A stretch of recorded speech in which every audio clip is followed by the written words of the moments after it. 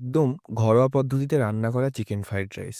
এর জন্য আমরা চিকেন নিয়েছি ৬০০ গ্রামের মতো। চিকেনটাকে একটু ছোট, ছোট পিস করে নিয়েছি। সঙ্গে ফুলকপি, ক্যাপসিকাম, আদা কুচি, রসুন কুচি, টমেটো কুচি, গাজর কুচি, বাঁধাকপি কুচি আর কাঁচা লঙ্কা। অন্যদিকে একটা হাঁড়িতে আমরা এলাচ, লবঙ্গ, তেজপাতা, একটু সর্ষের তেল দিয়ে বাসমতি চালটাকে সিদ্ধ করতে বসিয়ে দেব। ততক্ষণে আমরা একটা কড়াইতে তেল নিয়ে মাংস, নুন, গোলমরিচের গুঁড়ো দিয়ে ভালো করে ভেজে নেব। তারপর তাতে আমরা সমস্ত মশলা দিয়ে দেবো যখন মাংসটা 70-80% হয়ে আসবে।